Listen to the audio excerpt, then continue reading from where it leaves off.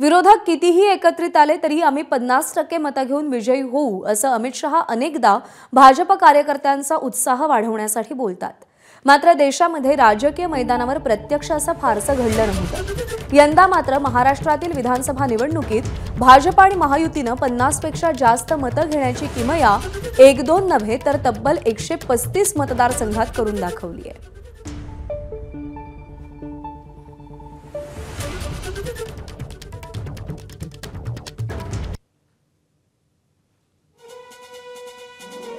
तर राज्यामध्ये 135 मतदारसंघात महायुतीला 50%पेक्षा जास्त मतं मिळाली आहेत।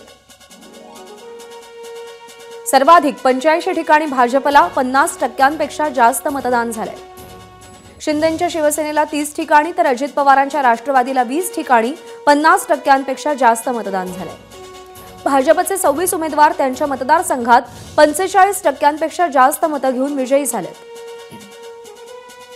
तर राज्यातील एकूण मतदानात भाजपला सुमारे 27% मतं पडली आहेत। भाजपनं लढवलेल्या 149 जागांचा विचार केल्यास 51.78% मतं भाजपला मिळाली आहेत। पश्चिम महाराष्ट्रातील 26 जागा भाजपनं लढवल्या आहेत आणि तिथे भाजपच्या मतांची सरासरी 55.47% एवढी आहे। ठाणे जिल्ह्यात शिंदेंच्या शिवसेनेनं 9 जागा लढवल्या, तिथे शिवसेनेच्या मतांची सरासरी 54% एवढी आहे। कोकणातही शिंदेंच्या शिवसेनेनं 9 जागांवर 50%पेक्षा जास्त मतं घेतली आहेत। विशेष म्हणजे मतांच्या याच प्रचंड टक्केवारीमुळे भाजपचा एकही उमेदवार राज्यामध्ये 3ऱ्या क्रमांकावर राहिलेला नाहीये।